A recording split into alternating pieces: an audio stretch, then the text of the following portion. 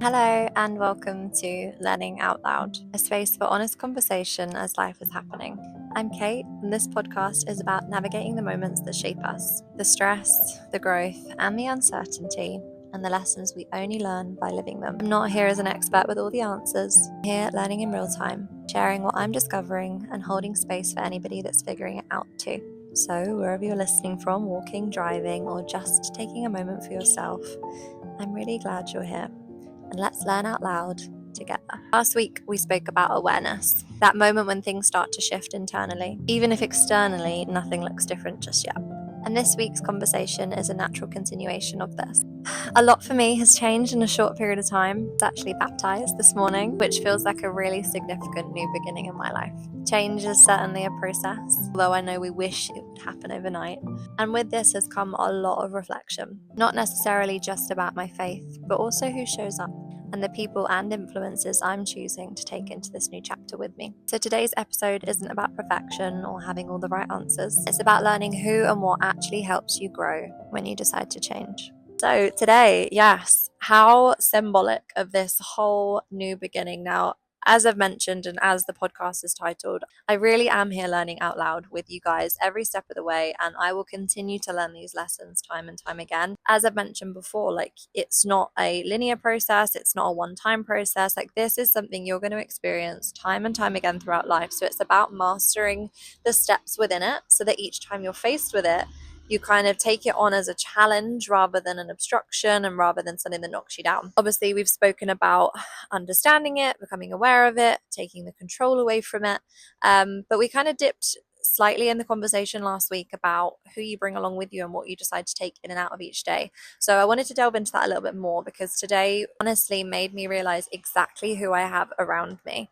Now, it may be different for different people. Now, it may be that you don't particularly follow a religion and you don't have the church community that I have, but this could be showing up in ways of friends, relationships, families, whatever it is. For me today, I just was so in abundance of just love and understanding and inclusion, and I just felt so kind of wrapped up in the arms of my community today, and it was just gorgeous. And it really made me realize like how my intentionality when it comes to picking and choosing who I put my time into and who puts their time into me, like how much of a difference that's made my life, because I don't fight for approval for people that aren't aligned with where I'm headed and what I'm doing. And I'll be dead honest, I'm very quick to kind of leave things that aren't right for me now because I've seen that story before. I've seen where it's gotten me, and it's more often than not never a positive ending.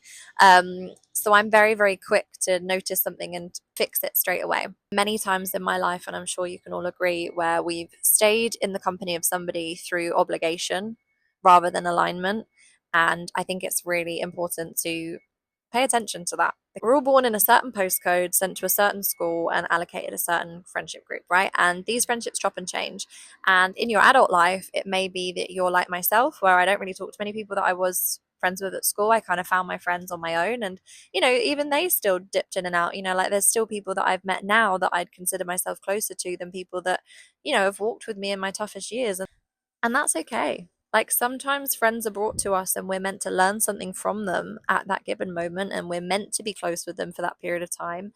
And it's not that kind of when you've taken what you needed from them that you then just, cut them off. Some people you'll find stick with you for life and others won't. And I mean, I have friends that I've known for years and years and years, and I maybe don't text them all the time, I don't call them all the time, but I know that if I needed them, they'd be there. Those are the kinds of friends they then become. They're not your 24/7, but they are that helpline that you can dial, that person that you can just press play and it's like you've never left. That's what I mean when I say that friends kind of come and go. Like, you're not always going to be that constant with somebody, and it's not healthy to have that. It's good to meet new people, it's good to be enlightened by new minds and new opinions, new perspectives.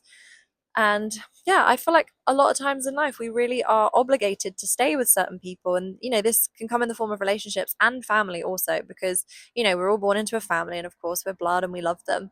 Sometimes you can really find a family outside of your own family as well. And I've definitely witnessed that here. I mean, moving to Dubai was lonely in the beginning. Like I was all by myself, yet I've still managed to build a family here, and everyone's in the same position. And I've got my family within my church, and I've got my family outside of church. I've got my work family. You just build all these different people that you carefully select into your life. And it's just so important, because the people, like I said in the last episode, like the 5 people you spend the most time with really reflect kind of the person you are and what you're going to be influenced by. So don't be afraid to be intentional with that, because I am. And I mean, sometimes people can call it selfish, and maybe intentional is just like a glorified way of saying selfish, but I would so much rather be that way, because it protects my peace, it keeps me happy, it keeps me learning, and it keeps me energized. Yeah, it just kind of boosts me up as a person, and pushes me forward. So, as I said, it's not about cutting people off and getting rid of them. It's just understanding where they are in your kind of priority list at that given time. The way that I now qualify my friendships really comes down to, who am I willing to put energy into without requiring anything in return, and vice versa? Who puts their time into me without expecting anything back from myself? You want to find those people where you have that burning desire to actually do things for them and want to spend that time with them and not feel like obligated to. Like, that's one thing that, again, I feel like these conversations, it's like I'm in this process. Like, I'm so used to this process now that I know what's coming. And it's like everything I talk about each week is so relevant to that next step, because I'm kind of starting this process with you. Like, I really am. I mean it when I say it. I'm learning out loud with you guys. Like, this is like a process I'm in the process of doing. I literally just had this situation the other day where I was just like, this doesn't align with what I do and who I am. Like, it's not something I want to put my time into. So, respectfully, let's park that. And I'm okay with that. And you're okay. Like, you're not a bad person, but I'm just not interested in taking this friendship forward. Like, it's just, you've got to love everybody and be understanding of everybody. But in doing that, you have to just let people be them, and you can't try and change them. You can't try and mend them into what you want them to be, or manipulate yourself into thinking they are what you want them to be. You just have to let them be. And as I said, back to that analogy of life being a handbag, you just go, I'm taking that out my bag for now and I'm moving forward. You might need that lip gloss later on, but for now, I don't need that lipstick today. I'm wearing no makeup. I don't want it. So, yeah, being intentional with friendships kind of links into last week's episode.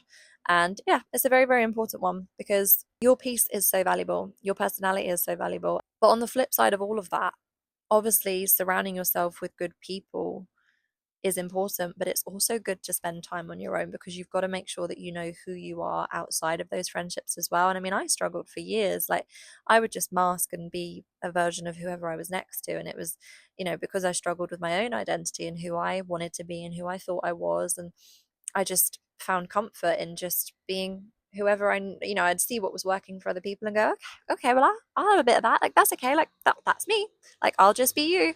And it didn't work. It literally didn't. I found myself flitting between things and doing things that I wouldn't naturally have done if I was like actually in my own mind, and, hanging around with certain people that I probably wouldn't have. And you do just find yourself acting through the minds and the desires of somebody else. It really took me some time to understand exactly who I was. I always thought I knew who I was. And that's because to the core, I've always been the same person. But how I show up socially and the kind of things I do and my hobbies and stuff really did depend on who I was next to.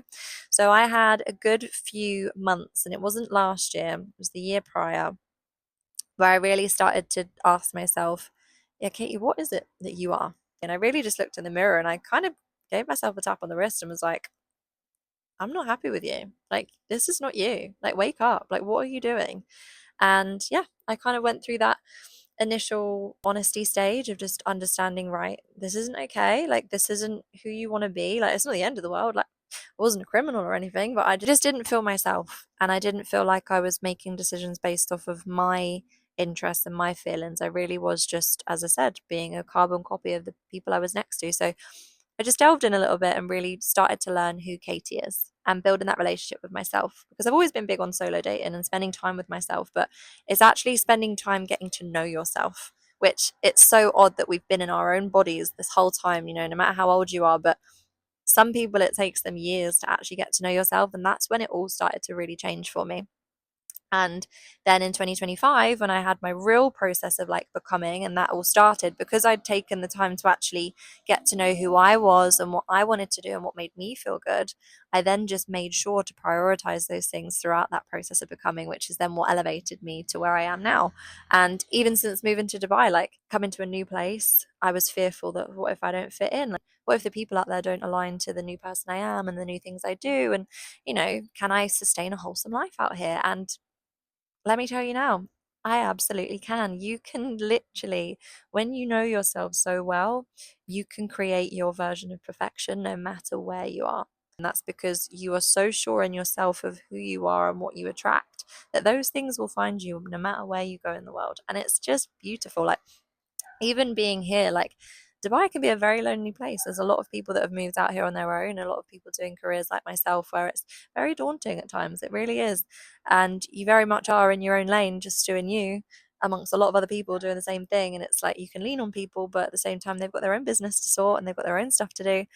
And yeah, it can be really, really lonely. But when you know yourself so well and you surround yourself with the right people, it makes that whole process so much easier. And you're continuously growing and evolving because you're surrounded by positive entities that are just constantly feeding into you. And it's like, I remember being at school and I never really wanted to be in a group as such because, to be honest, a lot of people were very negative. And I think, it's probably not them as people, it's just that school atmosphere and the hierarchy and stuff. And I just was never interested in it because I was just like, I don't want to sit around and gossip and talk negative. And I even get like it now. Like if I'm sat in a conversation and everyone's like moaning and groaning, I'm just like, right, okay.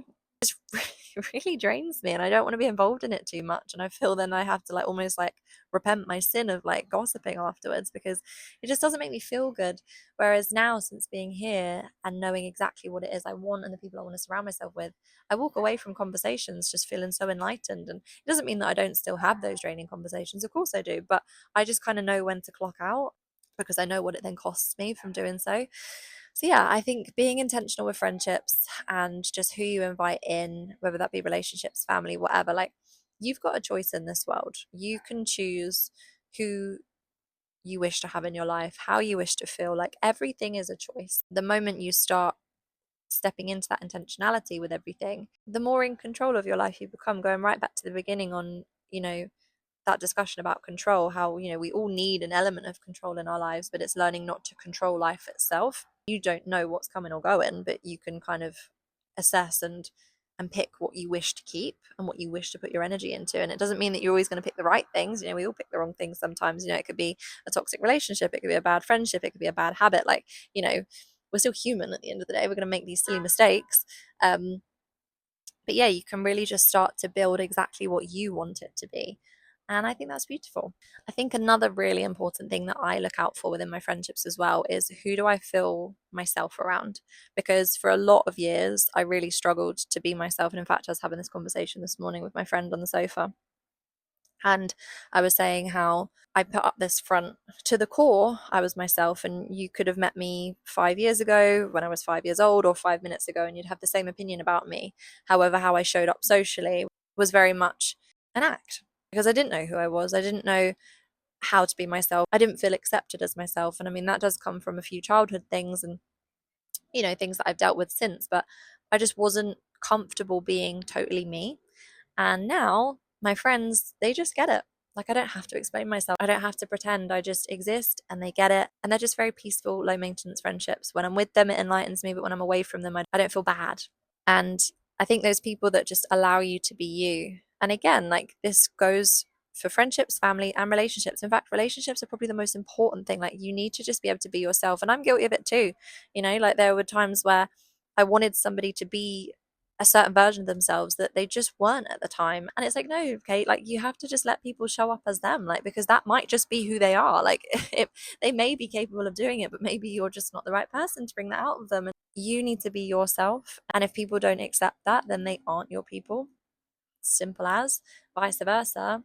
If you're having to mend, bend, and break people to match what you want them to be, then realistically, you need to start asking yourself, like, are they the right person to have around? And are you the right person to be in their life? Because you shouldn't ever be in a position where you're telling somebody how to act and behave, because everybody is on their own journey, everybody is on their own path, and they owe it to themselves to figure those things out on their own with influence from other people. But not direct control and manipulation. Yeah, people around you in this whole process is the most important, but also your relationship with yourself, because at the end of the day, you have to almost detach your mind from it and kind of see yourself from an outside perspective and look after yourself the way that you'd look after a friend, because it can be a difficult journey sometimes. And it's like I always say, there's going to be days where you really just can't be bothered and you just think, why am I doing this? Like, I want to just be comfortable. I don't want to be uncomfortable anymore. It's disrupting my peace. And the odd thing is in order to get peace, you have to disturb it first. And you know what is the most special thing that I've realized the last few weeks as well? It's the people that show up when you don't even expect them to. Like,